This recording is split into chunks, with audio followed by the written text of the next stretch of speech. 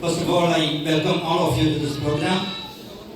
എല്ലാവരും മനസ്സിനെ ഒന്ന് ശാന്തമാക്കുക, എല്ലാ ചിന്തകളും മാറ്റിവെച്ച് ഈ ക്ലാസ്സിലേക്ക് വരും.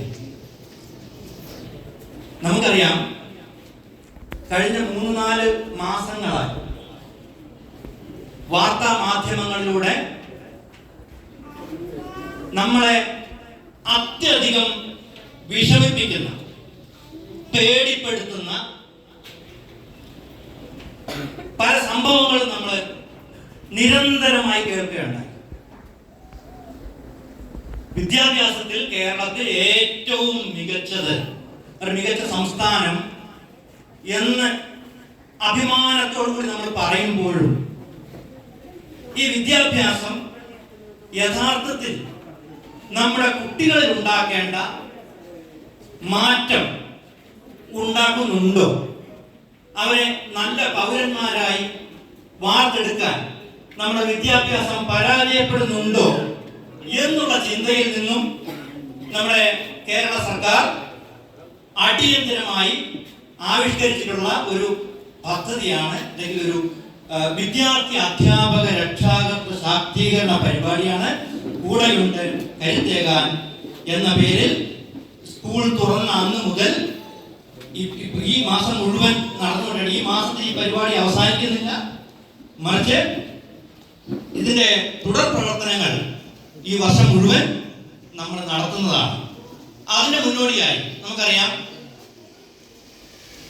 വിദ്യാഭ്യാസം എന്ന് പറയുന്നത് നമ്മുടെ സ്കൂളിലേക്ക് കുട്ടികളെ വിട്ടത് കൊണ്ട് മാത്രം വിദ്യാഭ്യാസം പൂർണ്ണമാകുന്നു. വിദ്യാഭ്യാസം എന്ന് പറയുന്നത് അധ്യാപകർ, കുട്ടികൾ, രക്ഷാകർത്താക്കൾ, ചുറ്റുപാടുമുള്ള സമൂഹം, ഇത് മുഴുവനും ഒരു കൈയോടെ പ്രവർത്തിക്കുമ്പോഴാണ്, കൂട്ടായി പ്രവർത്തിക്കുമ്പോഴാണ് നമ്മൾ യഥാർത്ഥത്തിൽ നല്ല പൗരന്മാരായി നമ്മുടെ കുട്ടികളെ വാർത്തെടുക്കാൻ സാധിക്കുന്നത്.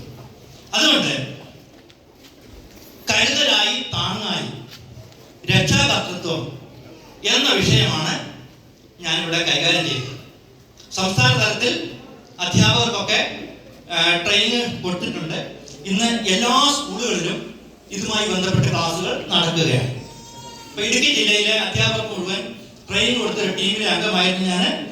അതിന്റെ അടിസ്ഥാനത്തിൽ കുറച്ച് സമയം നിങ്ങളുമായി രക്ഷാകർത്താക്കൾ എങ്ങനെയായിരിക്കണം, എന്തായിരിക്കണം, എന്താണ് നമ്മുടെ റോൾ എന്നതിനെ പറ്റി 1 മണിക്കൂർ നീളുന്ന ഒരു ക്ലാസ്സാണ് ഉദ്ദേശിക്കുന്നത്. ഞാൻ ക്ലാസ്സിലേക്ക് വരുന്നതിന് മുമ്പ് 2 കഥകൾ ഞാൻ നിങ്ങളോട് പറയാൻ ആഗ്രഹിക്കുകയാണ്. ആക്ച്വലി ഇത് കഥയല്ല, യഥാർത്ഥത്തിൽ നടന്ന സംഭവമാണ്. റോമിലെ ഒരു വലിയ കത്തീഡ്രൽ പള്ളി ഉണ്ടാക്കിയതിനു ശേഷം, എല്ലാവരും ശ്രദ്ധിക്കാൻ, റോമിലെ ഒരു വലിയ കത്തീഡ്രൽ പള്ളി ഉണ്ടാക്കിയതിനു ശേഷം ആ കത്തീഡ്രൽ പള്ളിയുടെ അധികാരികൾ ഈ പള്ളിയുടെ ചുമരുകൾ നിറയെ യേശു ക്രിസ്തുവിന്റെ ജീവചരിത്രം ചുമർ ചിത്രങ്ങളിലൂടെ കാണിക്കാൻ വേണ്ടി ഒരു ചിത്രകാരനെ, അന്ന് ലഭ്യമായിരുന്ന ഏറ്റവും മികച്ച ചിത്രകാരനെ ഏൽപ്പിച്ചു. ചിത്രകാരൻ അത് ഏറ്റെടുത്തു. ചിത്രകാരനോട് പള്ളി അധികൃതർ പറഞ്ഞു, "This should be the greatest work of art ever painted in human history." ലോക ചരിത്രത്തിൽ ഇന്നേ വരെ ഉണ്ടായിട്ടുള്ള ഏറ്റവും നല്ല പെയിന്റിംഗ് ആയിരിക്കണം ഇത്. അങ്ങനെ ചിത്രകാരൻ തന്റെ പെയിന്റിംഗ് ആരംഭിച്ചു. അദ്ദേഹം യേശുവിന്റെ ജനനം മുതൽ ഉത്ഥാനം വരെയുള്ള ചിത്രങ്ങൾ പള്ളിയുടെ ചുവരുകളിൽ ആലേഖനം ചെയ്തു.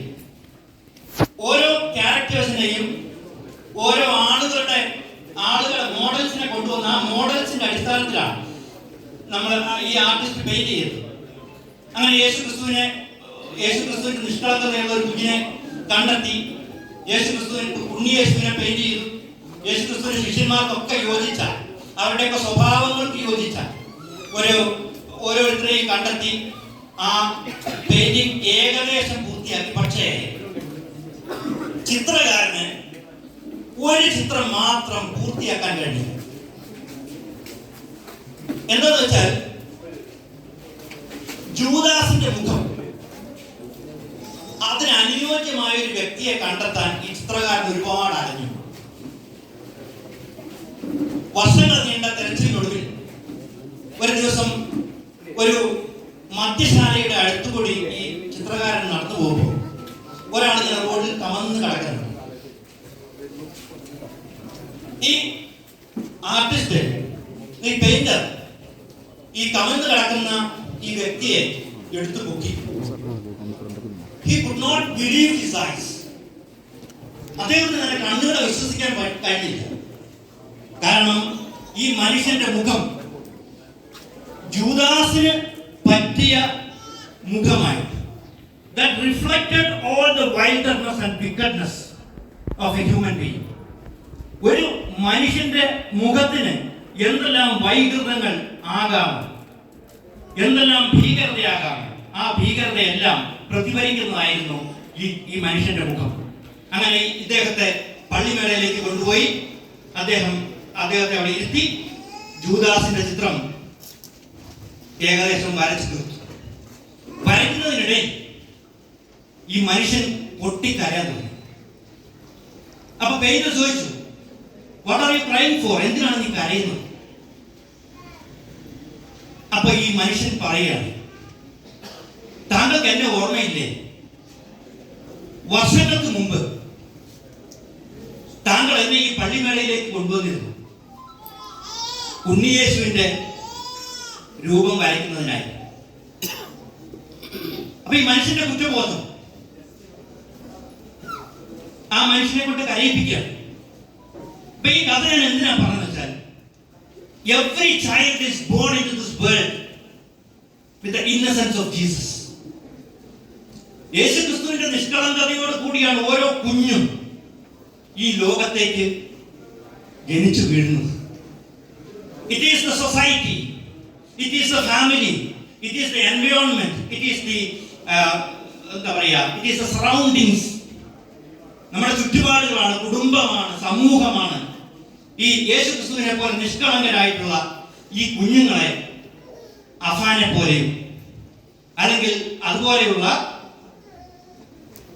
സ്വഭാവ വൈകല്യമുള്ള ഭീകര രൂപികളായി ഈ കുഞ്ഞുങ്ങളെ മാറ്റുന്നത് നമ്മൾ രക്ഷിതാക്കൾ. ഞാൻ രണ്ടാമത്തെ കഥ പറയാം. ഇത് പറഞ്ഞതിന് ശേഷം ഞാൻ ടോപ്പിക്കിലേക്ക് വരികയാണ്. 1920 സംഭവ കഥകളാണിതല്ല. 1920-കളിൽ there was a man in America. His name was Easy Eddie. Easy Eddie എന്ന് പറയുന്ന ഒരു മനുഷ്യൻ 1920-കളിലാണ് അമേരിക്കയിലെ ചിക്കാഗോയിൽ ജീവിച്ചത്. He was a criminal advocate. അദ്ദേഹം ഒരു വളരെ സമർത്ഥനായ ഒരു ക്രിമിനൽ അഡ്വക്കേറ്റ് ആയിരുന്നു. He was so good a lawyer. അത്ര നല്ല അഡ്വക്കേറ്റ് ആയിരുന്നുകൊണ്ട് തന്നെ he was hired by the Chicago Mafia. ഇദ്ദേഹത്തിന്റെ ഈ കഴിവിനെ ഉപയോഗപ്പെടുത്താൻ വേണ്ടി ഷിക്കാഗോയിലെ ഡ്രഗ് മാഫിയ ഇദ്ദേഹത്തെ ലോയറായിട്ട് അപ്പോയിന്റ് ചെയ്തു. The Chicago Mafia was in those days headed by a person called Ed Capone. Al Capone എന്ന് പറയുന്ന ആളാണ്. ഈ വീരപ്പൻ എന്നൊക്കെ പറയുന്ന പോലെയുള്ള പേരാണ് എൽ കപ്പോൺ. ഇപ്പൊ എൽ കപ്പോൺ നയിച്ചുകൊണ്ടിരുന്ന ചിക്കാഗോ മാഫിയയുടെ അഡ്വക്കേറ്റ് ആയിട്ട് ഇയാളെ നിയമിച്ചു. The mafia was looting people. എല്ലാവരെയും ഇങ്ങനെ കൊള്ള ചെയ്തുകൊണ്ടിരുന്നു. നിഷ്കളങ്കരായ സ്ത്രീകളെ മാഫിയ റേപ്പ് ചെയ്തു. ആൻഡ് ഷോപ്പ് ഓണേഴ്സിനെല്ലാം പൈസ കൊടുക്കാത്തതിന്റെ പേരിൽ ബോംബ് ഇട്ട് നശിപ്പിക്കാൻ തുടങ്ങി. അങ്ങനെ പക്ഷേ ഇവരെ അമേരിക്കൻ FBI, അമേരിക്കയിലെ ഫെഡറൽ ബ്യൂറോ ഓഫ് ഇൻവെസ്റ്റിഗേഷൻ, അവിടുത്തെ പോലീസിന് they could do nothing. അവർക്കൊന്നും ചെയ്യാൻ കഴിഞ്ഞില്ല. Because this man was there to release them from the jail. ഇയാളെ ജയിലിൽ നിന്ന് റിലീസ് ചെയ്യാൻ Easy Eddie ഉണ്ടായിരുന്നു. അങ്ങനെ the mafia gave him a huge lot of money. ഒരുപാട് പണം കൊടുത്തു മാഫിയ ഇദ്ദേഹത്തിന്. ഇയാൾക്ക് ഷിക്കാഗോ നഗരത്തില് he had a huge block of flats in the heart of the city. സിറ്റിയുടെ ഹൃദയഭാഗത്ത് വലിയ ബിൽഡിങ്ങുകൾ ഉണ്ടായിരുന്നു. he had a cavalcade of limousines. അന്നത്തെ ഏറ്റവും ലക്ഷൂറിയസ് ആയിട്ടുള്ള കാറുകളുടെ നിര തന്നെ ഇദ്ദേഹത്തിനുണ്ടായിരുന്നു. ലക്ഷൂറിയസ് ബോട്ട്സ് ഉണ്ടായിരുന്നു, എല്ലാം ഉണ്ടായിരുന്നു. ഇദ്ദേഹത്തിന്റെ ഒരേ ഒരു വീക്ക്നെസ് അദ്ദേഹത്തിന്റെ മകനായിരുന്നു. അപ്പം he could provide his son everything that money could buy. പണം കൊടുത്ത് വാങ്ങാൻ പറ്റുന്ന എല്ലാ സുഖ സൗകര്യങ്ങളും ഈസി എഡ്ഡി തന്റെ മകൻ നൽകി. പക്ഷേ കുറെ കഴിഞ്ഞപ്പോ ഈസി എഡ്ഡി ചിന്തിക്കാൻ തുടങ്ങി.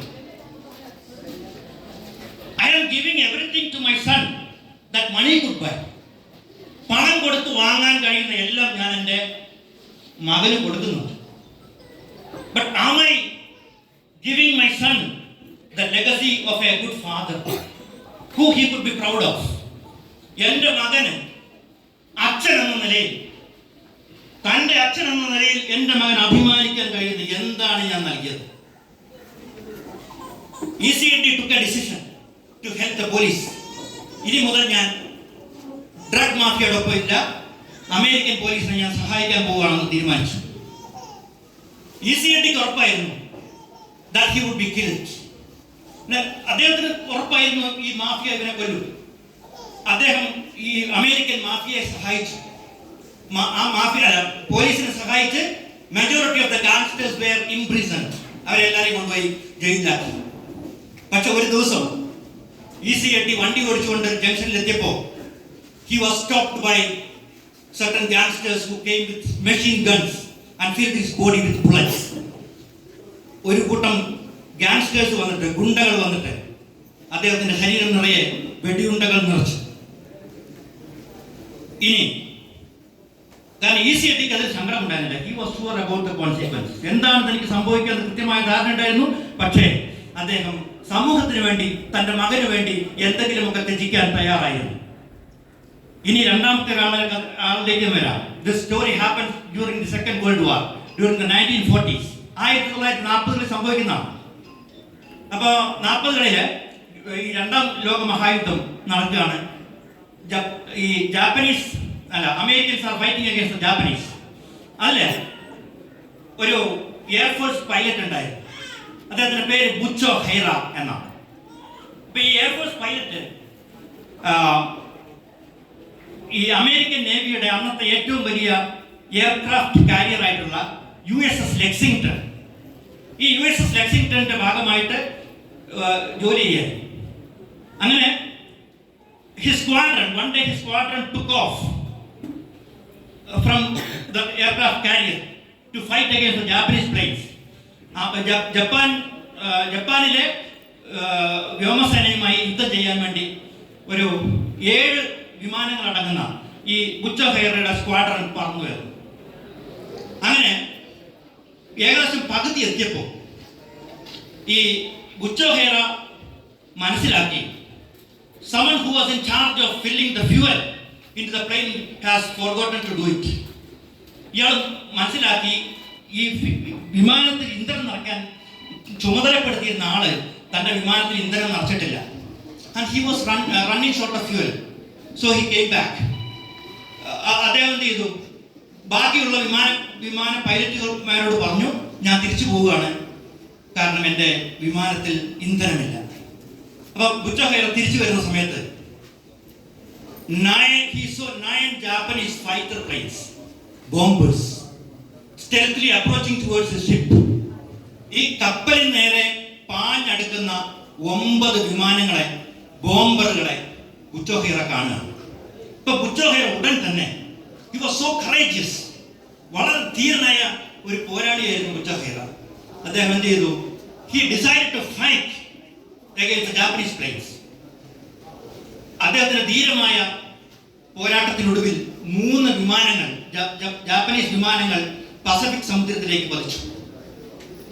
ബാക്കിയുള്ളവ അപ്പൊ ഈ 3 വെടിവെച്ചിട്ടപ്പോഴേക്കും ഇദ്ദേഹത്തിന്റെ വിമാനത്തിലെ ആയുധങ്ങളെല്ലാം കഴിഞ്ഞു. അങ്ങനെ ഉടനെ പിന്നെ ഇയാൾ എന്താ ചെയ്തതെന്ന് വെച്ചാല് he used his own flight as a weapon. തന്റെ വിമാനം തന്നെ ആയുധമാക്കിക്കൊണ്ട് ഈ തന്റെ വിമാനം മറ്റുള്ള വിമാനങ്ങളിൽ ഇടിച്ച് 2 കൂടി സമുദ്രത്തിൽ താഴ്ത്തി. ബാക്കി 4 പൈലറ്റുമാർ വിചാരിച്ചു ഇയാളേതോ ഭ്രാന്തനാണ്, നമുക്ക് നല്ലത് ഇവിടുന്ന് വേഗം രക്ഷപ്പെടുന്നു. അങ്ങനെ the remaining 4 planes left the place. അവർ തിരിച്ചു പോയി. അപ്പൊ ഈ ലെക്സിംഗ്ടൺ എന്ന് പറയുന്ന ഷിപ്പിലുള്ള ആളുകൾ മുഴുവൻ they were all watching this. ഇത് മുഴുവൻ കണ്ടുകൊണ്ടിരിക്കുകയായിരുന്നു.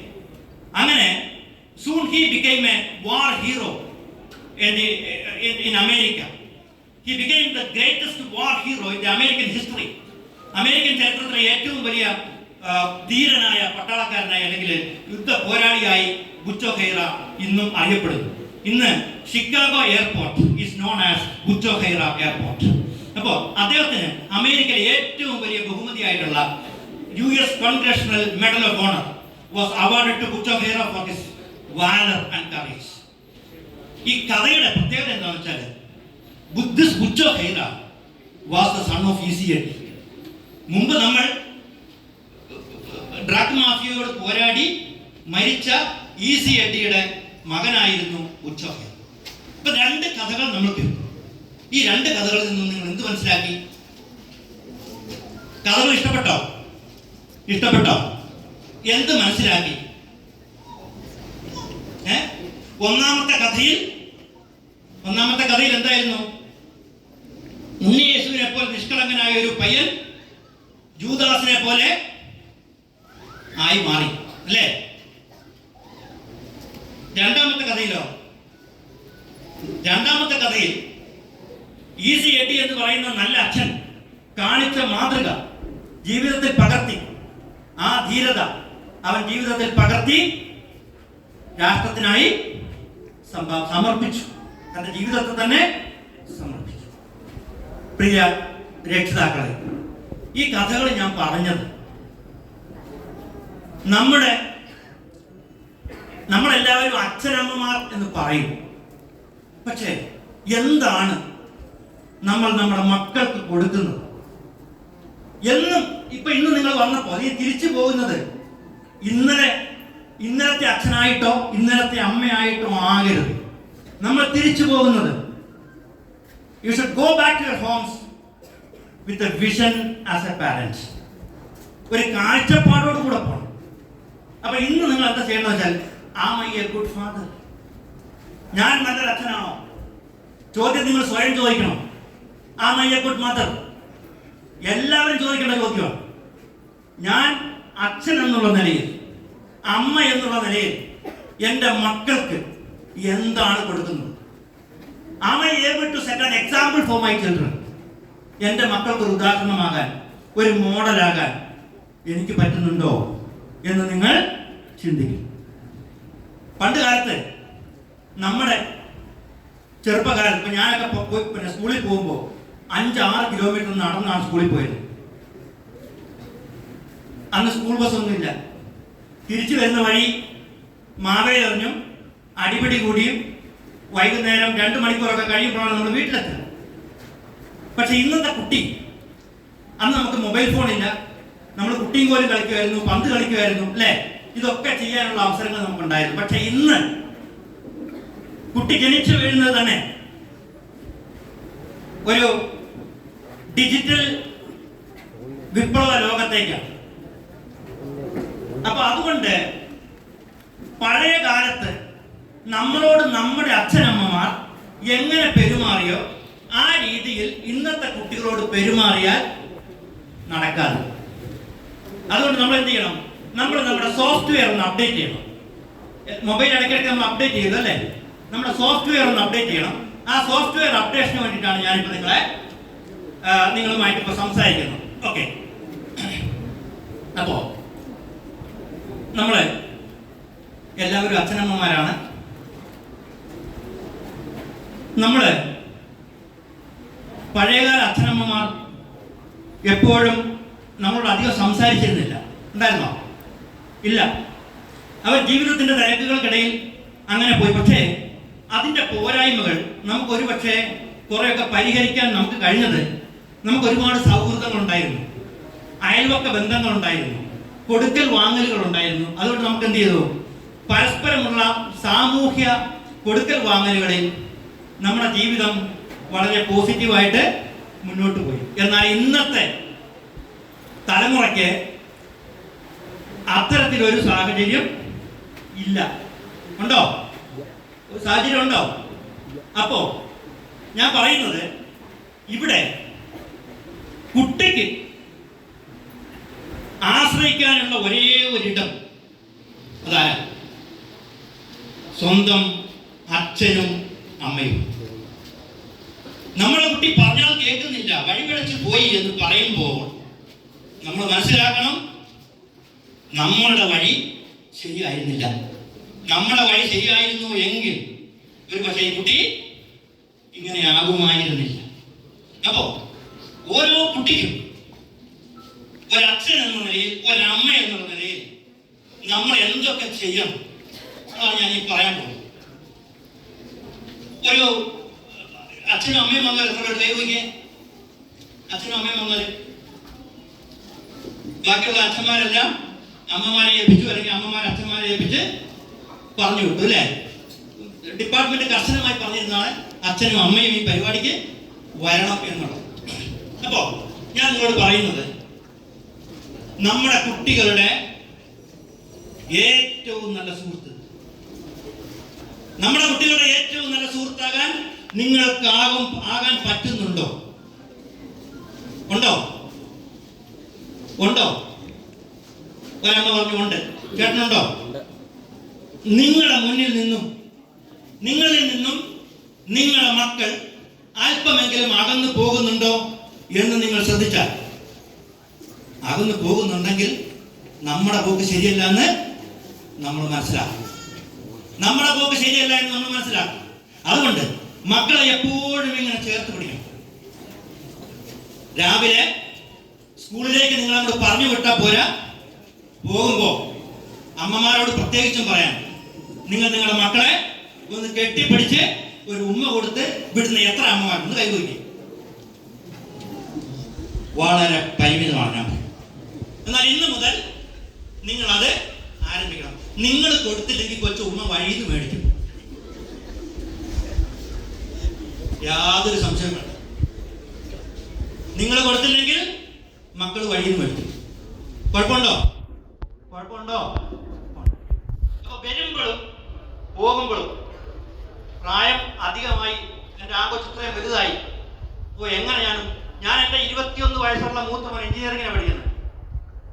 വീട്ടിൽ നിന്ന് ഞായറാഴ്ച ഉച്ച കഴിഞ്ഞ് വൈകുന്നേരം ഇറങ്ങുമ്പോൾ കെട്ടിപ്പിടിച്ച് ഉമ്മ കൊടുത്താൽ ഞാൻ പോരുള്ളൂ. തിരിച്ചു ചെല്ലുമ്പോൾ വെള്ളിയാഴ്ച രാത്രി 3 മണി, വെളുപ്പിന് 3 മണിക്കൊക്കെ വീട്ടിലെത്തുക. പിള്ളേർ ഉറങ്ങത്തില്ല. 3 പേരും ഉറങ്ങാതെ എനിക്ക് വേണ്ടി കാത്തിരിക്കും. ഞാനിത് പൊങ്ങച്ചം പറയുന്നതല്ല, എന്തെങ്കിലും അവർക്ക് കൈക്കൂലി കൊടുത്തിട്ടല്ല. പക്ഷേ കിട്ടുന്ന 2 ദിവസം നമുക്ക് ഒരുപാട് സമയമൊന്നും ജീവിതത്തിൽ കിട്ടിക്കോണമെന്നില്ല. നമ്മൾ ഏലക്കായുടെ പുറകെയും മറ്റു വളക്കച്ചവടത്തിന്റെ പുറകെയും ബിസിനസിന്റെ പുറകെയും ഒക്കെ പോകും. പക്ഷേ കുട്ടികൾക്ക് കൊടുക്കേണ്ട സമയം നമ്മൾ കൊടുത്തില്ലെങ്കിൽ അവസാനം ഏലക്ക മാത്രം ഉണ്ടാവും നമ്മുടെ ഒപ്പം. അവസാന കാലത്ത് ഏലക്ക മാത്രമേ ഉണ്ടാവുള്ളൂ. അതുകൊണ്ട് എല്ലാ ദിവസവും, ഞാൻ ശാസ്ത്രീയമായിട്ടൊന്നും പറയുന്നില്ല, ഒരു കുടുംബം എങ്ങനെയാണ് ഞാൻ നടത്തുന്നത് ആ രീതി നിങ്ങളോട് ഷെയർ ചെയ്യുന്നു എന്ന് മാത്രമേ. അതുകൊണ്ട് ഒരു ദിവസം നമ്മൾ ഒരമണിക്കൂർ അച്ഛനും അമ്മയും മക്കളും കൂടിയിരുന്ന് ചെലവഴിക്കുന്ന എത്ര കുടുംബങ്ങളും കൈവയ്ക്കും. സത്യമേ പറയാവുള്ളൂ, നോണ പറഞ്ഞാൽ എനിക്ക് മനസ്സിലാക്കാൻ പറ്റുന്നുണ്ട്. ഓക്കെ, എത്ര പേരെ അരമണിക്കൂർ ഒരുമിച്ചിരിക്കുന്നവർ? ഓക്കെ, ആ. അപ്പോ ഞാൻ പറയുന്നത്, അറ്റ്ലീസ്റ്റ് നമുക്ക് പരിപൂർണമായിട്ട് സമയമൊന്നും കിട്ടിക്കൊള്ളുന്നില്ല. ഭയങ്കര തിരക്കുകൾ, ജീവിതത്തിൽ തിരക്കുകളുണ്ട്. പക്ഷെ വൈകുന്നേരം അച്ഛൻ വീട്ടിൽ വന്നാൽ നിങ്ങൾ ആ ടെലിവിഷൻ റൂമിൽ ഒരുമിച്ചിരുന്ന് TV കാണും, പരസ്പരം സംസാരിക്കും, പരസ്പരം ഒരുമിച്ചിരുന്ന് ഭക്ഷണം കഴിക്കും. ആ സമയത്ത് നിങ്ങൾ നിങ്ങളുടെ കുട്ടികളോട് സ്കൂളിലെ കാര്യങ്ങൾ, അവന്റെ മുഖത്ത് വരുന്ന ഭാവമാറ്റങ്ങളെ വരെ നമ്മൾ മനസ്സിലാക്കണം. എൻ്റെ മക്കളുടെ മുഖത്ത് ഒരു ചെറിയ ഭാവവ്യത്യാസം കണ്ടാൽ ഞാനത് തിരിച്ചറിയും.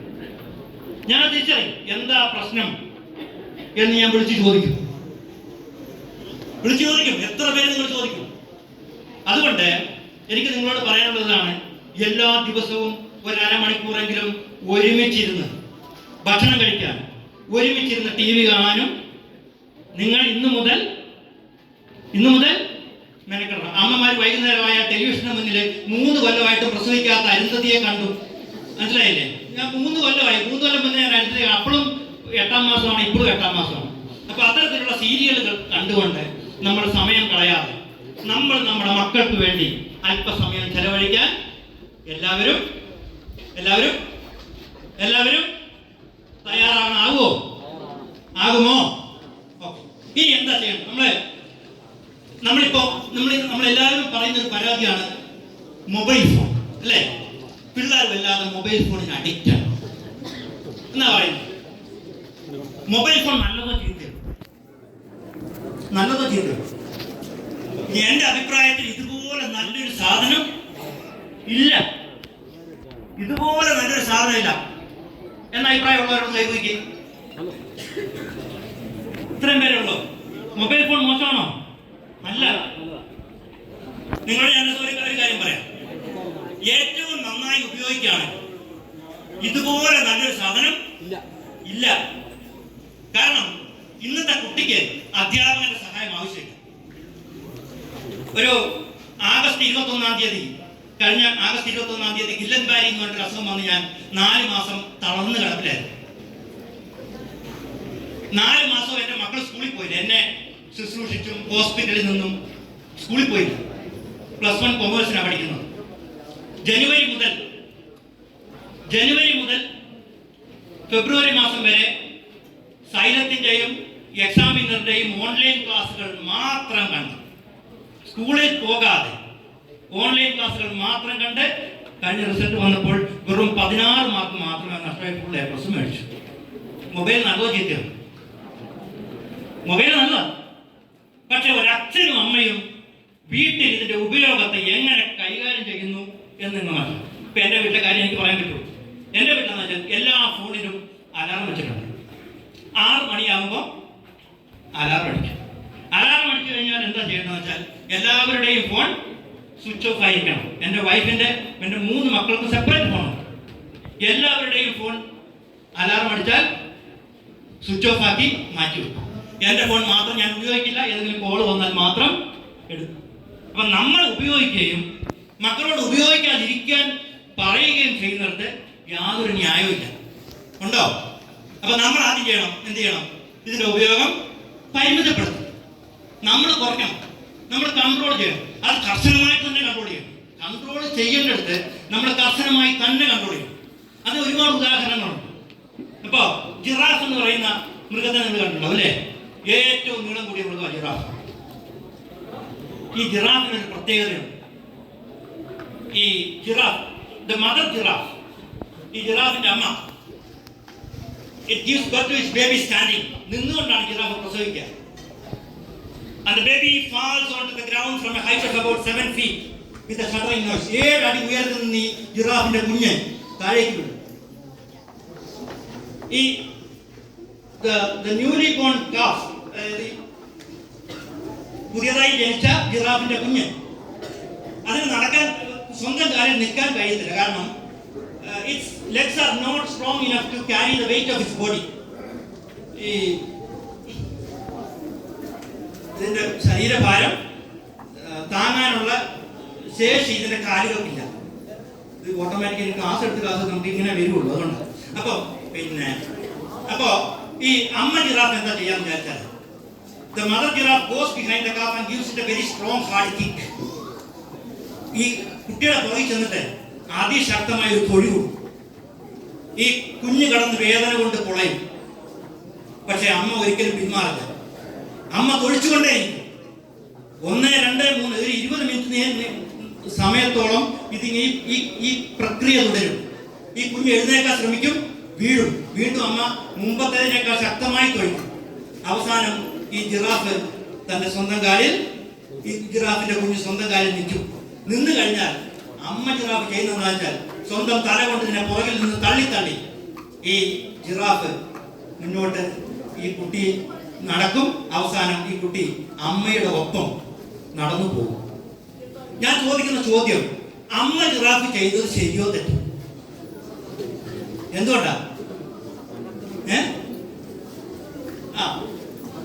ബേബി ജിറാഫിന് സ്ട്രെങ്ത് കൊടുക്കും.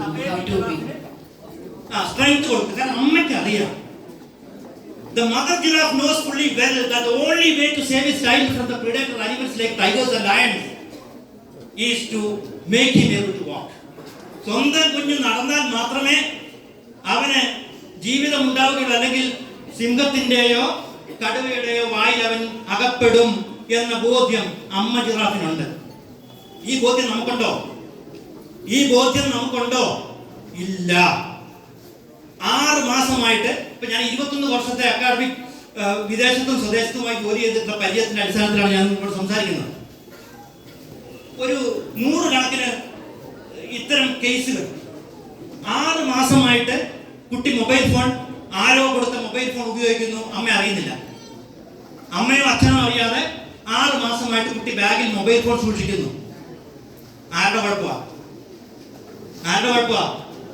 പാരന്റ്സിന്റെ കുഴപ്പമാണ്. കാരണം വീട്ടിലെത്തുന്നതിന് മുമ്പേ മൊബൈൽ ഫോൺ ഓഫാക്കി വെച്ചിട്ട് കുട്ടി എന്റെ ക്ലാസ്സിൽ നടന്നാന്ന്. ആ കുട്ടി ഇന്ന് ജീവിച്ചിരിപ്പില്ല, മരിച്ചു. അപ്പൊ ഞാൻ പറയുന്നത്, നമ്മള് നേരത്തെ പറഞ്ഞതുപോലെ ഈ മക്കളെ ചേർത്ത് പിടിക്കുന്ന ഗുണം എന്താണെന്നറിയോ? ഞാൻ പറഞ്ഞില്ലേ, രാവിലെ കെട്ടിപ്പിടിച്ച് ഉമ്മ കൊടുത്ത് സ്കൂളിലേക്ക് വിടുകയും തിരിച്ചു വരുമ്പോൾ നിങ്ങളൊന്ന് കെട്ടിപ്പിടിച്ച് ഉമ്മ കൊടുക്കുകയും ചെയ്യുമ്പോൾ ഇവൻ കൂളോ പാൻപരാഗോ പാസ്പാസോ എന്തെങ്കിലും അടിച്ചിട്ടുണ്ടോ എന്ന് കൃത്യമായിട്ട് നമുക്ക് മനസ്സിലാക്കാൻ പറ്റും. നിങ്ങൾ കുട്ടി മാസങ്ങളായിട്ട് ഇത് ഉപയോഗിക്കുന്നുണ്ടെങ്കിൽ കൃത്യമായി, നിങ്ങൾ കുട്ടിയോട് അടുപ്പമില്ലാത്തതുകൊണ്ട് മാത്രമാണ് ഇതൊക്കെ സംഭവിക്കുന്നത്.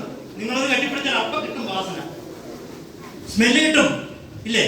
അപ്പോ കുട്ടികളെ കൃത്യമായി മോണിറ്റർ ചെയ്യുക എന്നുള്ളത് വളരെ പ്രധാനം. അപ്പൊ ഈ ഒരു കാര്യത്തിൽ നിങ്ങൾ വളരെയധികം ശ്രദ്ധിക്കണം. എന്ന് വെച്ചാൽ നോക്കട്ടെ, ഈ ബാഗ് അങ്ങനെ പരിശോധിക്കല്ല. നിങ്ങളുടെ കണ്ണ് എപ്പോഴും അറിയാതെ ഇവരെ പിന്തുടരും. അമ്മയെ കുറിച്ച് മധുസൂദൻ നായർ ഒരു കവിത എഴുതിയിട്ടുണ്ട്. 10ാം ക്ലാസ്സിൽ ഇക്കൊല്ലത്തെ കുട്ടികൾ, കഴിഞ്ഞ കൊല്ലത്തെ വരെ കുട്ടികൾ പഠിക്കുന്നുണ്ടായിരുന്നു. അമ്മയുടെ എഴുത്തുകൾ എന്നാണ് പേര്. അതിലെ വരി ഇതാണ്: അമ്മ ഒരോർമ്മ, അമ്മയൊരോർമ്മ, ഈ പുത്തൻ പ്രകാശങ്ങൾ ജന്മമാളും വനപ്രാചീന നീലയിൽ മങ്ങിയമർന്നതാമോർമ്മ. വല്ലപ്പോഴും നമ്മൾ ഓർത്താലും ഇല്ലെങ്കിലും കാവലായി പിൻപേ പറക്കും കുളിർമ. രക്തത്തിലെ ചൂടായി നിൽക്കുന്ന തന്മയും താളവും ഇമ്പവും. വല്ലപ്പോഴും നമ്മൾ ഓർത്താലും ഇല്ലെങ്കിലും നമ്മുടെ കാവലായി പിൻപേ പറക്കും കുളിർമയാണ് അമ്മ എന്നാണ് ഇത് പറയുന്നത്. ആകാൻ പറ്റുന്നുണ്ടോ? നമുക്കത് ആകാൻ പറ്റുന്നുണ്ടോ? ഉണ്ടോ? എല്ലാ അമ്മമാരും ചിന്തിക്കണം. ഞാനിത് പറയുന്നത് വെറുതെ അല്ല. നിങ്ങൾ തിരിച്ചു പോകുമ്പോൾ നിങ്ങളുടെ മനസ്സ് നിറയെ വലിയ ബോധ്യങ്ങൾ ഉണ്ടായിട്ട് വേണം നിങ്ങൾ തിരിച്ചു പോകാൻ. ഞാൻ അതുകൊണ്ടാണ് ഇത്രയും ഗൗരവത്തിൽ ഈ കാര്യങ്ങൾ സംസാരിക്കുന്നത്. ഇനി ഞാൻ സൗഹൃദം ഉണ്ടാകേണ്ടതിനെ പറ്റിയൊക്കെ പറഞ്ഞു. നിങ്ങളുടെ കുട്ടികൾക്ക് പല വാശികളും ഉണ്ടാവും. ഞാൻ എൻ്റെ ജീവിതത്തിൽ എൻ്റെ അച്ഛനും അമ്മയൊക്കെ റബ്ബർ വെട്ടുകാരായിരുന്നു. അതുകൊണ്ട് 15 രൂപ 20 രൂപയാണ് അന്നത്തെ കൂലി. ജീവിതത്തിൽ ഒരിക്കലും ഞാൻ ടൂർ പോയിട്ടില്ല. കാരണം ഈ 100 രൂപയ്ക്ക് അന്ന് തിരുവനന്തപുരം പോകാം. ഈ 100 രൂപ വീട്ടിൽ ചോദിക്കാൻ എൻ്റെ മനസ്സിനെ അനുവദിക്കുന്നില്ല. കാരണം 100 രൂപ ഉണ്ടാണെങ്കിൽ 6-7 ദിവസം അച്ഛൻ പണിയെടുക്കണം. അതുകൊണ്ട് ഞാൻ എൻ്റെ ജീവിതത്തിൽ ടൂർ പോയിട്ടേ ഇല്ല. എൻ്റെ മക്കളോട് ഞാൻ ഇത് പറഞ്ഞാൽ തന്ത വൈബ്. ഞാൻ എൻ്റെ മക്കളോട് ഈ കാര്യം പറയുമ്പോൾ മക്കൾ പറയണം, ഓ തന്ത വൈബ് തുടങ്ങി. ഇന്നത്തെ പിള്ളേർക്ക് മനസ്സിലാകത്തില്ല. പക്ഷേ ഞാൻ നിങ്ങളോട് പറയുന്നു, മക്കൾക്ക് എല്ലാം നമ്മൾ വാങ്ങിക്കൊടുക്കണം. ആവശ്യമുള്ളത്. ആവശ്യമില്ലാത്തതിന് വേണ്ടി വാശി പിടിച്ചാൽ അതിശക്തമായി നോ എന്ന് പറഞ്ഞാൽ ആ നോ വളരെ സ്ട്രോങ് ആയിരിക്കും. പക്ഷേ അത് നിനക്കിപ്പോ അത് വേണം, ഇത് വേണം, പണി നോക്കാം, അങ്ങനെ പറയല്ല. എന്തുകൊണ്ട് ഞാനിത് പറയുന്നു? നിങ്ങളുടെ മക്കളെ നിങ്ങളുടെ കഷ്ടപ്പാടുകൾ പറഞ്ഞ് മനസ്സിലാക്കും. എന്തെങ്കിലും നിങ്ങൾ ഇതിനെപ്പറ്റി സംസാരിക്കാറുണ്ടോ? ഞാൻ അനുഭവിക്കുന്ന പ്രശ്നങ്ങൾ, പണിയില്ലാത്ത ദിവസങ്ങൾ, ഞാൻ നേരിടുന്ന സാമ്പത്തിക പ്രശ്നങ്ങൾ, ഞാൻ അനുഭവിക്കുന്ന മാനസിക പ്രശ്നങ്ങൾ നിങ്ങളുടെ മക്കളുമായിട്ട് ഷെയർ ചെയ്യാറുണ്ടോ? എത്ര പേർ കൈവക്കും? Very good. ബാക്കിയുള്ളവരോ? എന്നാൽ ഇന്ന് മുതൽ തുടങ്ങണം കേട്ടോ. ഇന്ന് മുതൽ അത്തരത്തിലുള്ള ഒരു കമ്മ്യൂണിക്കേഷൻ നിങ്ങളുടെ മക്കൾക്കിടയിൽ ഉണ്ടാവണം. നിങ്ങളുടെ മക്കൾക്കിടയിൽ അത്തരം ഒരു കമ്മ്യൂണിക്കേഷൻ ഉണ്ടാവണം. നിങ്ങളുടെ ബുദ്ധിമുട്ടുകൾ നിങ്ങളുടെ മക്കൾ അറിയണം. നിങ്ങൾക്ക് എത്ര കടമുണ്ട്, നിങ്ങൾക്ക് എത്ര വരുമാനമുണ്ട്. ഈയിടെ കഴിഞ്ഞ കൊല്ലം ഒരു അമ്മ എൻ്റെ മുന്നിൽ വന്നിട്ട് പറയാണ്, 2 പശുവിനെ കറന്ന പാല് കൊണ്ടാണ് അമ്മയുടെ ജീവിക്കുന്നത്.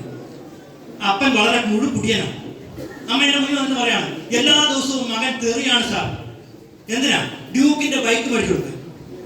ഈ 2 പശുവിനെ കറന്ന പാല് കൊണ്ട് ജീവിക്കുന്ന ഈ അമ്മ എങ്ങനെ ഇവന് ഡ്യൂക്കിന്റെ ബൈക്ക് മേടിച്ചു കൊടുക്കും? നിങ്ങൾ ആലോചിക്കും, നമ്മുടെ മക്കളുടെ ചിന്ത പോകുന്ന പോക്ക്. അപ്പൊ നമ്മുടെ മക്കളെ ചിന്തിക്കുന്ന ഇവരെ നല്ല ചിന്തയിലേക്ക് കൊണ്ടുവരണമെങ്കിൽ നമ്മൾ കൃത്യസമയത്ത് ഇടപെടണം.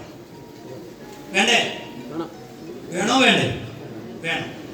അതുകൊണ്ട് നമുക്ക് എങ്ങനെയൊക്കെ നമ്മുടെ കുട്ടികളെ, ഞാൻ ഇത് കഴിഞ്ഞ പിള്ളേരിലേക്ക് വരികയാണ്.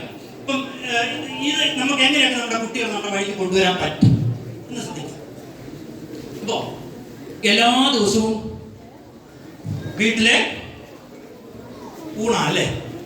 എല്ലാ ദിവസവും വീട്ടിലെ ഊണ് പിള്ളേർക്ക് മടുപ്പ് വരും. അപ്പോ ആഴ്ചയിൽ ഒരിക്കലെങ്കിലും അല്ലെങ്കിൽ മാസത്തിലൊരിക്കലെങ്കിലും ഈ പിള്ളേരെ കൊണ്ട് ഒന്ന് പുറത്തേക്ക് പോകും. വീട്ടിൽ തന്നെ ഇരുന്ന് ബോറടിക്കണം. നിങ്ങളുടെ വൈഫിന്, നിങ്ങളുടെ മക്കൾക്ക് വീട്ടിൽ ഉള്ളിലിരുന്ന് ഉള്ള ബോറടി മാറ്റാൻ നിങ്ങൾ അവരെ കുളൂരും മണാലിയിലും ഒന്നും കൊണ്ടുപോകണ്ട. കുളു മണാലിയൊന്നും നമ്മൾ കൊണ്ടുപോകേണ്ട കാര്യമില്ല. ഞാൻ വെള്ളിയാഴ്ച വീട്ടിൽ ചെന്നു, രാത്രി ചെന്നാൽ ശനിയാഴ്ച മിക്ക ദിവസങ്ങളിലും പിള്ളേരെ വണ്ടി കയറ്റി അടുത്തുള്ള തോട്ടി കൊണ്ടുപോകും. അവിടെ തോട്ടി കൊണ്ടുപോയി പിള്ളേരെ കൊണ്ട് മീൻ പിടിക്കാനും നീന്താനും ഒക്കെ കൂടും. ഒരു 2 മണിക്കൂർ അവിടെ കഴിയുമ്പോൾ അവർക്ക് കുറച്ചൊക്കെ ഒരു ബോറടി ഒന്ന് മാറുന്ന രൂപത്തിലേക്ക് അവർ വരും. കുറച്ച് എനർജറ്റിക് ആവും. ഈ സമയങ്ങളിലൊക്കെ നമ്മൾ അവരെ നമ്മളിലേക്ക് അടുപ്പിക്കുക. നമ്മളിലേക്ക് അടുത്ത് നിൽക്കുന്ന അച്ഛന്റെ അമ്മയുടെയും നെഞ്ചോട് ചേർന്ന് നിൽക്കുന്ന ഒരു മക്കളും വഴി പിഴച്ചു പോരാൻ 100% ഉറപ്പ് ഞാൻ തരും. കാരണം എപ്പോഴൊക്കെ തെറ്റിലേക്ക് പോകുമോ ആ സമയത്തെല്ലാം നമ്മൾ ചിന്തിക്കും, ഇതെന്റെ അമ്മയ്ക്ക് വിഷമമാവും, ഞാനത് ചെയ്യില്ല. ഇതെന്റെ അപ്പന് വിഷമമാവും, ഞാനത് ചെയ്യില്ല എന്ന ബോധ്യം ഓരോ കുട്ടിക്കും ഉണ്ടാവും. നമ്മുടെ കുട്ടിക്ക് അത് ഉണ്ടാകുന്നില്ലെങ്കിൽ ഉറപ്പിച്ചോ, നമുക്ക് എവിടെയോ പാടിച്ചു പറ്റിയിരുന്നു. നമ്മുടെ കുട്ടികളെ കേൾക്കാൻ നമ്മൾ തയ്യാറാണ്. അവരെന്താണോ നമ്മളോട് പറയുന്നത്, എൻ്റെ പക്ഷേ എനിക്ക് തുണി അലക്കാനുണ്ട്, അതുകൊണ്ട് നീ ഇപ്പം വെക്കേ, എനിക്കിപ്പോൾ കേൾക്കാൻ സമയമില്ല എന്ന് പറയുമ്പോൾ കുട്ടി പറയേണ്ട കാര്യം കേൾക്കുന്ന വേറെ ആരെങ്കിലും അന്വേഷിക്കും. അതുകൊണ്ട് കുട്ടികൾ പറയുന്നത് കൃത്യമായി കേൾക്കാനുള്ളൊരു മനസ്സ് നമുക്കുണ്ടാകും. ഈ പ്രായം പിള്ളേർ ഇപ്പൊ 14-15 വയസ്സാണ് അല്ലേ? 15 വയസ്സ് കഴിഞ്ഞ കുട്ടികളാണ് ഇപ്പം ഇവിടെ +1 വന്നിരിക്കുന്നത്. നിങ്ങൾ ആരെങ്കിലും നിങ്ങളുടെ മകനോടോ മകളോടോ അവർക്കുണ്ടാകുന്ന ശാരീരികമോ മാനസികമോ ആയ മാറ്റങ്ങളെ പറ്റി ചോദിക്കാറുണ്ടോ? ചർച്ച ചെയ്യാറുണ്ടോ? എത്ര പേരുണ്ടെന്ന് നോക്കി കൈ. ഒരമ്മ, 2. ഞാൻ പറയുന്നത് നമ്മളൊരു നൂറ്റാണ്ട് പുറകിലാണ്. ഞാൻ ഈ ഗൾഫിൽ ഒമാൻ മിനിസ്റ്ററിൽ ജോലി ചെയ്യുന്ന സമയത്ത് അവിടെ ഇതിൽ പ്രത്യേകമായിട്ടുള്ള സംവിധാനങ്ങളുണ്ട്. 4ാം ക്ലാസ്സിൽ പഠിക്കുന്ന ഒരു കുട്ടി അഡ്വാൻസ് ആയിട്ട് അറിയിക്കുകയാണ്, നിനക്ക് ഇന്ന മാറ്റങ്ങൾ, ശാരീരികമായ മാറ്റങ്ങൾ നിനക്ക് ഉണ്ടാകാൻ പോകുന്നു. Be ready for that. നീ അത് റെഡിയാകണം എന്ന് കൃത്യമായി ബോധ്യപ്പെടുത്തുന്ന രീതിയിലുള്ള ശിക്ഷണം മറ്റുള്ള രാജ്യങ്ങളിലെല്ലാം കൊടുക്കുന്നുണ്ട്. നമ്മളിവിടെ അമ്മയോട് ചോദിക്കാൻ പേടി, അമ്മയ്ക്ക് പറയാൻ നാണം അല്ലേ? എൻ്റെ മകളോട് എന്തെല്ലാമാണോ ആ കൊച്ചിന്റെ ജീവിതത്തിൽ ഉണ്ടാകുന്ന ആ കാര്യങ്ങളൊക്കെ ഞാൻ സംസാരിക്കാറ്. എൻ്റെ മൂത്ത മകൻ വരെ അനിയത്തിക്ക് അഡ്വൈസ് കൊടുക്കും. എന്തുകൊണ്ടാ?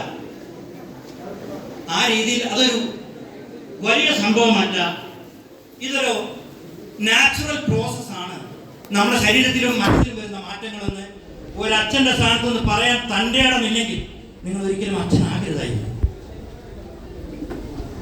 ഇന്നു മുതൽ പറയണമെന്ന്. അതിന് ലജ്ജിക്കേണ്ട കാര്യമില്ല.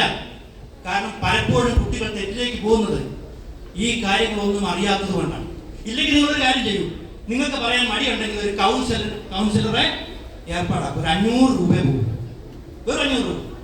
ഒരു സൈക്കോളജിസ്റ്റിനെ കണ്ട് നമ്മുടെ മക്കളും നമ്മളും കൂടിയിരുന്ന് ഒരു അരമണിക്കൂർ 500 രൂപ മുടക്കിയാൽ 5 കോടിയുടെ ലാഭം ഭാവിയിൽ നിങ്ങൾക്ക്. അപ്പോ കുട്ടികളോട് ഹൃദയം തുറന്ന് സംസാരിക്കുക. ഇന്നു മുതൽ ഒരു മറുപടിയില്ല. ഇന്നു മുതൽ തുടങ്ങുമോ? ഓക്കെ. അപ്പൊ ഇനി അപ്പൊ മക്കളെ കേൾക്കുന്നതിനെ പറ്റി, അപ്പൊ ഇങ്ങനെ ഒരു കമ്മ്യൂണിക്കേഷൻ നമ്മുടെ ചുറ്റുപാട് കുടുംബത്തിൽ എപ്പോഴും ഉണ്ടാവും. നമ്മുടെ കുടുംബത്തിൽ പല വിധത്തിലുള്ള പ്രശ്നങ്ങളുണ്ടാവും. പ്രശ്നങ്ങൾ അച്ഛൻ മാത്രം പരിഹരിക്കേണ്ടതല്ല. നിങ്ങൾക്കുണ്ടാകുന്ന ഏതൊരു പ്രശ്നവും ബാക്കിയുള്ള കുടുംബാംഗങ്ങളോട് സംസാരിക്കാറുണ്ടോ? നമ്മളിതെല്ലാം ആണുങ്ങൾ എന്ത് ചെയ്യും? ഇതെല്ലാം ഹൃദയത്തിൽ സംഗ്രഹിച്ച് കൊണ്ടു നടക്കും. എന്നിട്ട് ഹാർട്ട് അറ്റാക്കും ബാക്കിയുള്ള സംഗതികളിലേക്കൊക്കെ. മറിച്ച് ഒരുമിച്ചിരുന്ന് ഈ കാര്യങ്ങൾ ഷെയർ ചെയ്യുമ്പോൾ മാതാപിതാക്കളും മക്കളും ഭാര്യയും എല്ലാവരും തമ്മിലൊരു ബോണ്ടിങ് ഉണ്ടാവും. വേർപെടുത്താനാകാത്ത ഒരു ബന്ധം അവിടെ ക്രിയേറ്റ് ചെയ്യപ്പെടുക. അങ്ങനെ ക്രിയേറ്റ് ചെയ്യപ്പെടുന്ന കുടുംബത്തിൽ എപ്പോഴും ഏത് പ്രതിസന്ധിയെയും അതിജീവിക്കാൻ കഴിയും. ആത്മഹത്യ ചെയ്യേണ്ട വരികയല്ല.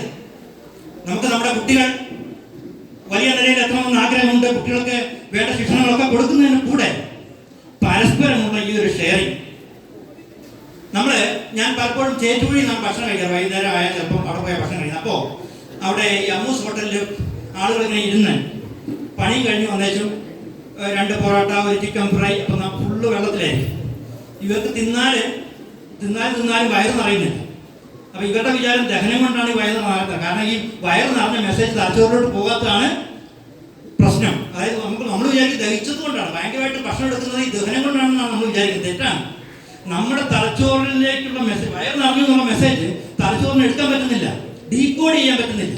അതുകൊണ്ട് നിറഞ്ഞാലും പിന്നെ തിന്നുകൊണ്ടിരിക്കുകയാണ്. ഇതേ വ്യക്തിയുടെ വീട്ടിൽ കഞ്ഞിയും മുളക് ആയിരിക്കും.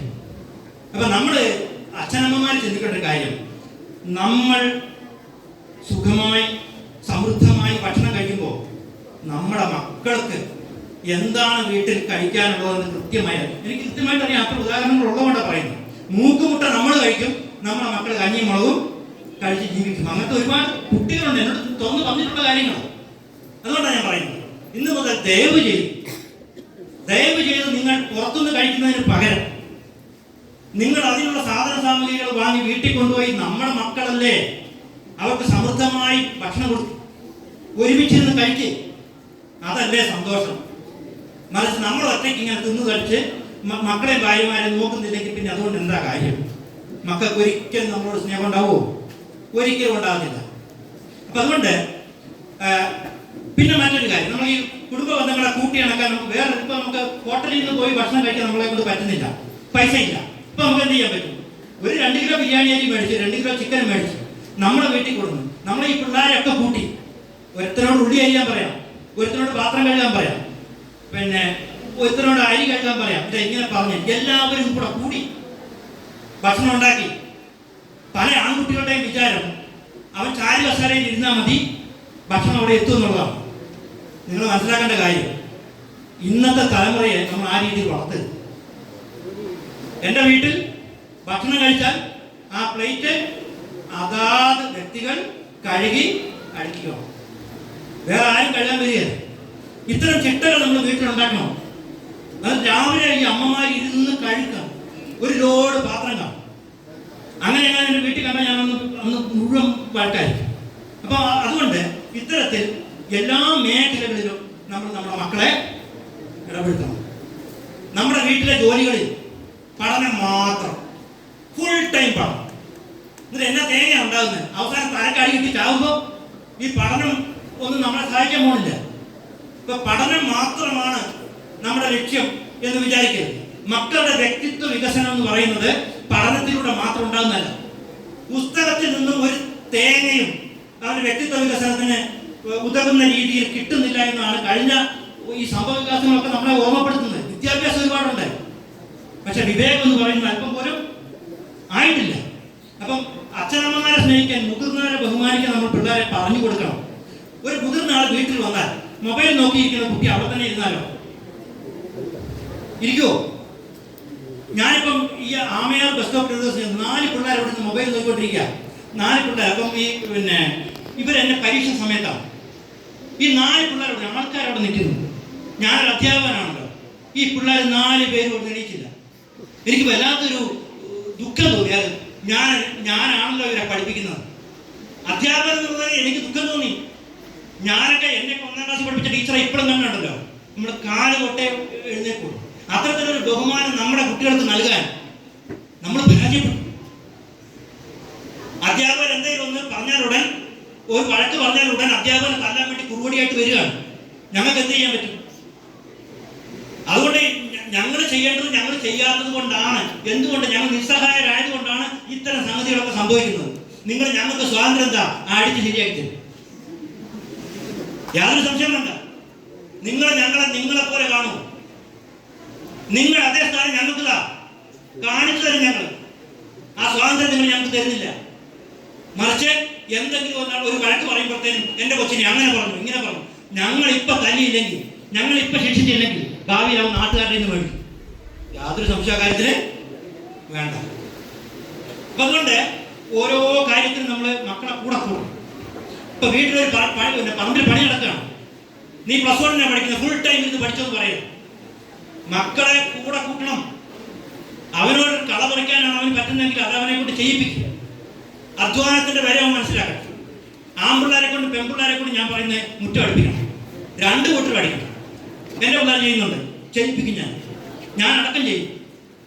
അതിന് നാണിക്കേണ്ട കാര്യമില്ല. ചൂലെടുത്തവൻ പെൺകോത്തനൊക്കെ പണ്ടായിരുന്നു പറഞ്ഞുകൊണ്ടിരുന്നത്. എനിക്കത് യാതൊരു മടിയുമില്ല.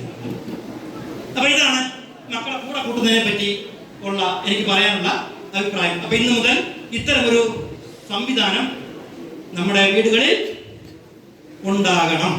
ഇനി സ്കൂളിലേക്ക് രാവിലെ കുട്ടിയെ പറഞ്ഞയച്ചു. കുട്ടി സ്കൂളിലെത്തി. സ്കൂൾ വിട്ട സമയം എല്ലാ ദിവസവും 5 മണിക്കാണ് വരുന്നതെങ്കിൽ കുട്ടി 5:30 വീട്ടിലെത്തുന്നു വിചാരിക്കുക. നിങ്ങൾ കുട്ടിയോട് ചോദിക്കുമോ എന്താ വൈകിയതെന്ന്? എന്താ വൈകിയെന്ന് ചോദിക്കുമോ? പോകുന്ന വഴിയിലെ ബസ് സ്റ്റോപ്പുകളിൽ പിള്ളേർ കൂട്ടം കൂടുകയും ലഹരി വസ്തുക്കൾ ഷെയർ ചെയ്ത് ഉപയോഗിക്കുകയും ചെയ്യുന്നതായി പല റിപ്പോർട്ടുകളും ഉദാഹരണങ്ങളും ഞങ്ങൾക്ക് കിട്ടുന്നുണ്ട്. അപ്പൊ നിങ്ങൾ ചോദിക്കണം, കൃത്യമായി നിങ്ങൾ ചോദിക്കണം, എന്തുകൊണ്ട് വൈകിയപ്പോൾ അവൻ ശരിയായ രീതിയിലാണ് വൈകിയതെങ്കിൽ അവൻ കൃത്യമായി പേടി കൂടാതെ സംസാരിക്കും. നേരെ മറിച്ച് അവൻ വേറെ എന്തിനെങ്കിലും പോയതെങ്കിൽ തപ്പലുണ്ടാകും. ആ തപ്പലിൽ നിന്ന് പിടിച്ചോണം. അപ്പൊ അധ്യാപകരെ കോണ്ടാക്ട് ചെയ്യണം. അപ്പൊ നമ്മള് നിരന്തരമായി അധ്യാപകരും വിദ്യാർത്ഥികളും തമ്മിൽ, അല്ല അധ്യാപകരും രക്ഷിതാക്കളും തമ്മിൽ, ഞങ്ങളൊക്കെ ഇവിടെ ബഹുഭൂരിപക്ഷം അധ്യാപകരും പുറത്തുനിന്നുള്ള അധ്യാപകരാണ്. അപ്പോൾ ഞങ്ങൾ ഈ 24 hours അവൈലബിൾ ആണ്, 24. കാരണം വീട്ടിൽ നിന്ന് പോന്നു കഴിഞ്ഞാൽ പിന്നെ ഞങ്ങൾക്ക് സ്കൂൾ മാത്രമേ ഉള്ളൂ.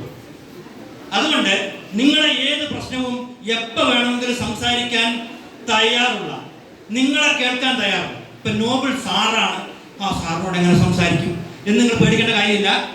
ഞാൻ നിങ്ങളെപ്പോലെ, നിങ്ങളെ അതേ സ്ഥാനത്ത് നിൽക്കുന്ന ഒരാളാണെങ്കിൽ നിങ്ങളെപ്പോലെ തന്നെ കർത്തവ്യബോധം എനിക്കും ഉണ്ടാകണം. ആ കടമ ഞാൻ നിറവേറ്റിയില്ലെങ്കിൽ ഞാൻ പിന്നെ എന്തിനാ അധ്യാപകൻ എന്ന് പറഞ്ഞ പണിക്ക് നടക്കുന്നു? വേണോ? നടക്കണോ? വേണ്ട. അപ്പൊ അതുകൊണ്ട് രക്ഷിതാക്കൾ എന്ത് ചെയ്യണമെന്ന് വെച്ചാൽ എല്ലാ കഴിയുന്ന സമയത്തൊക്കെ ബന്ധപ്പെട്ട അധ്യാപകരെ വിളിക്കുകയും കുട്ടിയുടെ പ്രശ്നങ്ങൾ, നിങ്ങളുടെ കുട്ടി വീട്ടിൽ എന്ത് പ്രശ്നത്തിലകപ്പെടുന്നുണ്ടോ അല്ലെങ്കിൽ എന്തെങ്കിലും പ്രശ്നക്കാരനാണോ, ആ കാര്യങ്ങൾ കൃത്യമായി അധ്യാപകരുമായി ഷെയർ ചെയ്യാൻ ഉള്ള ധൈര്യം നമ്മൾ കാണിക്കുമോ? ഇന്ന് പോയാൽ ഇനി കാണുന്നത് അടുത്ത പ്രവേശനോത്സവത്തിനായിരിക്കും. നിങ്ങൾ വിളിയില്ല, പറച്ചിലില്ല. അവസാനം പിള്ളേർക്ക് എന്തെങ്കിലും സംഭവിച്ചു കഴിയുമ്പോൾ ഓടിക്കാറി സ്കൂളിലോട്ട് വരും. കാലം അത്യധികം അപകടകരമാണ്. കഴിഞ്ഞ വർഷം ഞാൻ NSSന്റെ കോർഡിനേറ്റർ ആയതുകൊണ്ട് തൊടുപുഴയിലുള്ള ഒരു വനിതാ പുനരധിവാസ കേന്ദ്രത്തിൽ പോയി. 24ഓളം അമ്മമാർ അവിടെ താമസിക്കുന്നു. അമ്മമാർ എന്ന് പറഞ്ഞാൽ ആരെന്നറിയോ? വിവാഹം കഴിയാത്ത അവിവാഹിതരായ അമ്മമാർ. 12 വയസ്സ് വരെയുള്ള അമ്മമാർ. ഞങ്ങൾ 1,80,000 രൂപയുള്ള പിന്നെ അവരുടെ പിള്ളേർക്ക് കളിക്കാനുള്ള സാധനങ്ങൾ, അതുപോലെ തന്നെ പിന്നെ അവർക്ക് ആവശ്യമായ നോട്ട് പുസ്തകങ്ങൾ, കുട, സാരി, ഡ്രസ് എല്ലാം എടുത്തു കൊണ്ടുപോയി അവിടെ കൊടുക്കുകയുണ്ടായി. കലക്ടറുടെ നേതൃത്വത്തിലാണ് സ്ഥാപനം നടക്കുന്നത്. ഞാൻ പറയുന്നത് ഇത്രയധികം പ്രശ്നങ്ങൾ ഈ നാട്ടിലുണ്ടെന്ന് നമ്മൾ മനസ്സിലാക്കുന്നത് ഇത്തരം സ്ഥാപനങ്ങളിൽ ചെല്ലുന്നു. അതുകൊണ്ട് നമ്മുടെ മക്കളെ പറ്റി വളരെയധികം അലർട്ടാവേണ്ട സമയം അതിക്രമിച്ചു കഴിഞ്ഞു. മുമ്പത്തെ പോലെ പോരാ. മുമ്പ് നമ്മൾ എങ്ങനെയായിരുന്നോ ആ രീതിയിൽ മുന്നോട്ട് പോയാൽ അത്യധികം അപകടകരമാണ്, വളരെ ബുദ്ധിമുട്ടാണ് കാര്യം. അതുകൊണ്ട് നമുക്ക് ഒരുമിച്ച് ഈ കാര്യത്തെ മുന്നോട്ട് കൊണ്ടുപോകാം.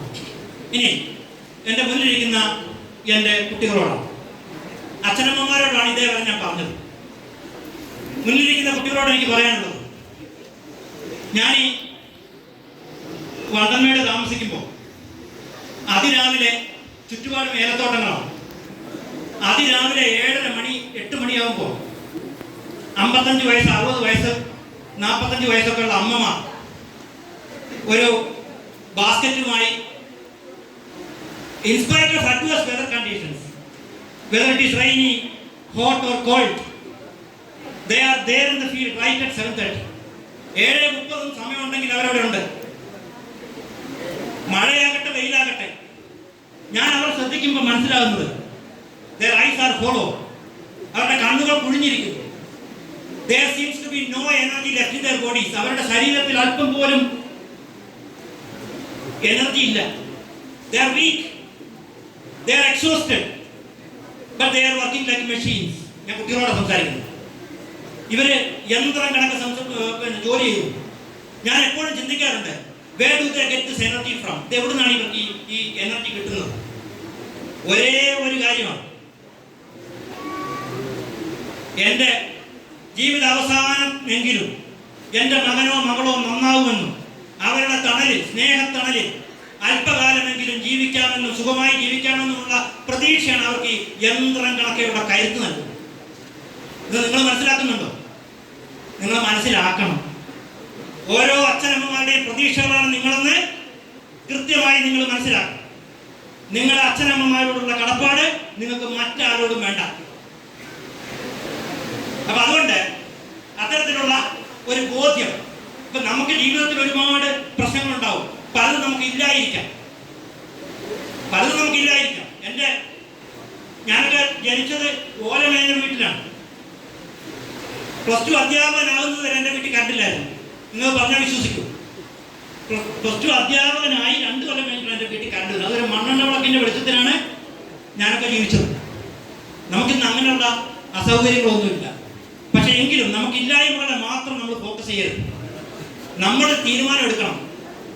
ഞാൻ എൻ്റെ കുടുംബത്തിൻ്റെ തലവര മാറ്റും, അതിനെനിക്ക് പറ്റും എന്നൊരു ഉറച്ച ബോധ്യത്തോടു കൂടി start working hard from right now onwards. ഇന്ന് മുതൽ, ഇപ്പോൾ മുതൽ നിങ്ങൾ തീരുമാനം എടുക്കും, എൻ്റെ അച്ഛൻ്റെ അമ്മയുടെയും തലവര മാറ്റാൻ ഞാൻ മതി, ഞാൻ അതിന് ശ്രമിക്കും, ഞാൻ അത് നേടും എന്നൊരു തീരുമാനമെടുത്ത് ഉറച്ചു വേണം നിങ്ങൾ മുന്നോട്ട് പോകാൻ. തിരിച്ച് വീട്ടിലേക്ക് പോകുമ്പോൾ നിങ്ങളുടെ മനസ്സിൽ അച്ഛനമ്മമാരോടുള്ള വലിയ കടപ്പാട് നിങ്ങളുടെ മനസ്സിലുണ്ടാകണം. ഞാനൊരു ഉദാഹരണം പറഞ്ഞ് നിങ്ങൾ നിർത്താം.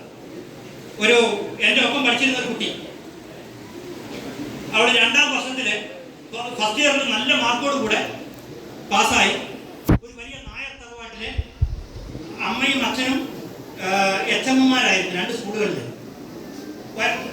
നായർ തറവാട്ടിലെ പെൺകുട്ടിയായിരുന്നു, അതീവ സുന്ദരിയായിട്ടുള്ള പെൺകുട്ടി. ഈ കുട്ടി 2ാമത്തെ വർഷം പരീക്ഷ എഴുതാതെ സ്കൂളിലേക്ക് വന്നിരുന്ന ലൈൻ ബസ്സിലെ കിളിയുമായിട്ട്, കിളിയെന്ന് അറിയാമോ? ഓക്കെ. അപ്പൊ കിളിയുമായിട്ട് പ്രണയത്തിലാവുകയും 2ാം വർഷം പരീക്ഷ എഴുതാതെ കോഴ്സ് വിട്ടു പോവുകയും ചെയ്തു. അങ്ങനെ ഈ ഒരു 1.5 വർഷം കഴിഞ്ഞ് ഇവർക്കൊരു കുട്ടി ഉണ്ടായി. ഒരു 1500 രൂപ വാടകയ്ക്കുള്ള ചെറിയൊരു ഷീറ്റ് മേഞ്ഞ ഒരു വാടക വീട്ടിൽ ഇങ്ങനെ താമസിക്കാറ്. 1.5 കൊല്ലം കഴിഞ്ഞപ്പോൾ ഈ ഇവർക്കൊരു ഒരു 1.5 കൊല്ലം കഴിഞ്ഞപ്പോൾ 6 മാസം 5 മാസങ്ങൾ പ്രായമുള്ള ആ കുട്ടിക്ക് ഒരു 6 മാസം പ്രായമുള്ള സമയത്ത് ഈ കുട്ടി ഇവരിങ്ങനെ വീടിൻ്റെ മുന്നിലിരിക്കണം. അപ്പോൾ ഒരു വെള്ളിയാഴ്ച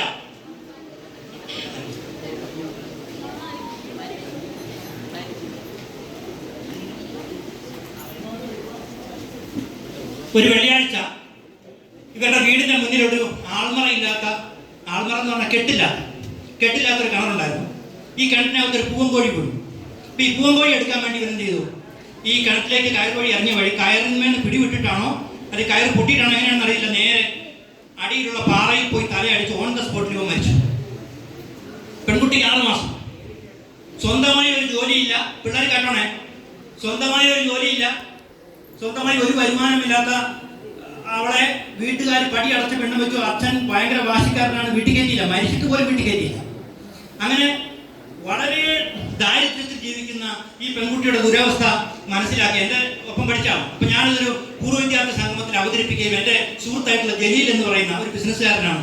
അവനൊരു 3 സെന്റ് സ്ഥലം കൊടുക്കുകയും ആ 3 സെന്റ് സ്ഥലത്ത് ഞങ്ങളെല്ലാം കൂടെ പിരിച്ച കാശ് കൊണ്ട് വീട് പോലൊരു സാധനം ഉണ്ടാക്കി കൊടുക്കുകയും ചെയ്തു. ഇന്നും ആ കുട്ടി ആ വീട്ടിൽ താമസിക്കുന്നു. മകളുടെ കല്യാണം ഇതുവരെയും കഴിഞ്ഞിട്ടില്ല. വളരെ ദുരിതത്തിലാണ്. ഞാൻ നിങ്ങളോട് പറയാം, എൻ്റെ പൊന്നു മക്കളെ, മാതാപിതാക്കളുടെ ആശീർവാദമില്ലാതെ, അവരുടെ അനുഗ്രഹമില്ലാതെ, അവരുടെ അച്ഛനമ്മമാർ ചെയ്ത ശരിയാണോ ഇല്ലെന്നൊന്നും എനിക്കറിയില്ല, പക്ഷെ മാതാപിതാക്കളുടെ അനുഗ്രഹമില്ലാതെ, അവരുടെ ആശീർവാദമില്ലാതെ നിങ്ങൾ ഏത് ജീവിതം തിരഞ്ഞെടുത്താലും നിങ്ങൾ ജീവിതത്തിൽ ഗതി പിടിക്കത്തില്ല, മുടിഞ്ഞു പോകും. യാതൊരു സംശയമാണ്. ഇത് വെറുതെ പറയുന്നതല്ല, മുടിഞ്ഞു പോകും എന്ന് പറഞ്ഞാൽ മുടിഞ്ഞു പോകും. I have plenty of examples in front of me. എൻ്റെ മുന്നിൽ ഒരുപാട് ഉദാഹരണങ്ങളുണ്ട്. അതുകൊണ്ട് ഒരു ചാട്ടത്തിന് ചാടിയാൽ 10 ചാട്ടം ചാടിയാൽ തിരിച്ച് കയറാൻ പറ്റത്തില്ല. അതുകൊണ്ട് നല്ലോണം ഓർത്തോ.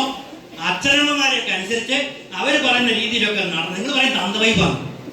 ഞങ്ങൾ തന്തവൈബൊന്നുമല്ല. ഞങ്ങൾക്കറിയാം എന്താണ് ചെയ്യേണ്ടതെന്ന് കൃത്യമായി ജീവിതത്തിന്റെ അനുഭവങ്ങളിലൂടെ പഠിച്ചവരാണ് ഞങ്ങൾ. ഞങ്ങൾക്ക് ചിലപ്പോൾ വിദ്യാഭ്യാസം ചിലപ്പോൾ കുറച്ച് കുറവായിരിക്കും. ഞാൻ ചിലപ്പോൾ ഇംഗ്ലീഷ് വായിക്കാൻ ചിലപ്പോൾ അറിഞ്ഞണമെന്നില്ല. നിങ്ങളെപ്പോലെ കമ്പ്യൂട്ടർ പോലെ മൊബൈൽ ഫോൺ ഉപയോഗിക്കാൻ അറിഞ്ഞണമെന്നൊന്നുമില്ല. പക്ഷേ ജീവിതത്തിന്റെ അനുഭവങ്ങളിൽ നിന്നും പഠിച്ച പാഠങ്ങളുടെ അത്രയും നിങ്ങൾ ഒരു 10,000 വർഷം പുസ്തകം വായിച്ചാലും നിങ്ങൾക്ക് കിട്ടാൻ പോണില്ല. അതുകൊണ്ട് അച്ഛനമ്മമാരാണ് നിങ്ങളുടെ ഏറ്റവും വലിയ ദൈവം എന്ന് പറയുന്നത്. ആ ദൈവങ്ങൾ പറയുന്നത് കേൾക്കാതെ ജീവിതത്തിൽ നിങ്ങൾ എങ്ങോട്ട് പോയാലും ഞാൻ പറഞ്ഞു തന്നെ ഗതി. അതുകൊണ്ട് ഉറപ്പിച്ചോ, ഇന്നു മുതൽ നല്ലൊരു മകളായി, നല്ലൊരു മകനായി, അച്ഛനമ്മമാരുടെ പ്രതീക്ഷയ്ക്ക് ഉയരുന്ന ഒരു ഒരു ഒരു മകനോ മകളോ ആയി മാറണം. നിങ്ങൾ മാറുമോ? മാറുമെന്നുള്ള കൈ നോക്കിയേ. മാറുമെന്നുള്ള മക്കളെ കൈ നോക്കിയേ. പലർക്കും ഭയങ്കര ബുദ്ധിമുട്ടല്ലേ?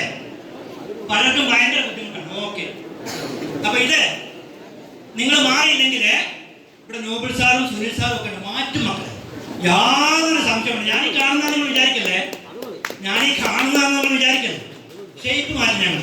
അതുകൊണ്ട് ഞങ്ങൾ മെനക്കെട്ടാൽ നേരാകാത്ത ഒരു കുട്ടി ഇവിടെ ഇല്ല. ഞങ്ങൾ മെനക്കെടും. അതുകൊണ്ട് നിങ്ങൾ ധൈര്യമായിട്ട് തിരിച്ചു പോയിക്കോ. ഞങ്ങളുടെ കയ്യിൽ നിങ്ങളുടെ മക്കൾ അതീവ സുരക്ഷിതർ. കൈ അടിക്കുന്നുണ്ട്.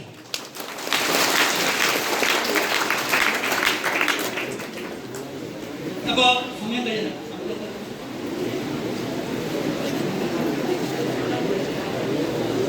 ഓക്കെ, ഇനി അപ്പൊ നമ്മൾ കുറെ കാര്യങ്ങൾ പറഞ്ഞു. ഞാൻ ഈ പറഞ്ഞത് നമുക്ക് ഒരുപാട് ക്ലാസ്സുകൾ എപ്പോഴും കിട്ടുന്നുണ്ട്, പല രീതിയിൽ കിട്ടുന്നുണ്ട്, പല രീതിയിൽ പലരും നിങ്ങളോട് സംസാരിച്ചിട്ടുണ്ട്. എനിക്ക് പറയാൻ കഴിയുന്ന രൂപത്തിൽ ഞാനും പറഞ്ഞു തരുന്നുണ്ട്. പക്ഷേ പലപ്പോഴും എന്താ സംഭവിക്കുന്നത് വെച്ചാൽ, ഈ ബയോളജി ടീച്ചർ പണ്ട് ക്ലാസ് എടുത്തു. ടീച്ചർ മദ്യപാന ശരീരത്തിൽ ഉണ്ടാക്കുന്ന പ്രത്യാഘാതങ്ങളെ പറ്റി പഠിപ്പിക്കുക. അപ്പോൾ ബയോളജി ടീച്ചർ എന്ത് ചെയ്തെന്ന് വെച്ചാൽ 2 ഗ്ലാസ് ടംബ്ലേഴ്സ് കൊണ്ട് മേശപ്പുറത്ത് വെച്ചു. 1 containing പ്യൂർ മിനറൽ വാട്ടർ, മറ്റേ പാത്രം പ്യൂർ ആൽക്കഹോൾ. ഇപ്പൊ 2 ഗ്ലാസ് ടംബ്ലറാണ്, ഒന്നൊരു മിനറൽ വാട്ടറും രണ്ടാമത്തെ ആൽക്കഹോളും. ടീച്ചർ ഒരു മണ്ണിര എടുത്തിട്ട് ഒന്നാമത്തെ വെള്ളത്തിനകത്തിട്ടു. പിള്ളേരോട് ചോദിച്ചു, what do you see now?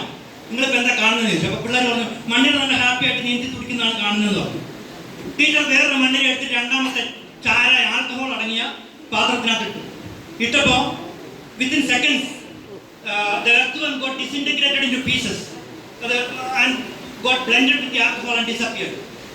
അത് ഈ വെള്ളം എന്താ പറയാ, ഈ ചാരായത്തിനകത്തും ചെറിയ കഷ്ണങ്ങളായി മുറിഞ്ഞ് അവസാനം ഈ ചാരായത്തിനകത്ത് ലയിച്ചു ചേർന്നു സെക്കൻഡുകൾക്കുള്ളിൽ. അപ്പോൾ ടീച്ചർ ചോദിച്ചു, ഇതിൽ നിങ്ങൾക്ക് എന്ത് മനസ്സിലായി? അപ്പോൾ ബാച്ച്മെന്റിൽ ഒരു പയ്യൻ എഴുന്നേറ്റ് പറഞ്ഞു, ടീച്ചറെ ദിവസവും ചാരായം കുടിച്ചാൽ നമ്മുടെ വയറ്റിലുള്ള പുഴുക്കളാണ് ചത്തുപോകും.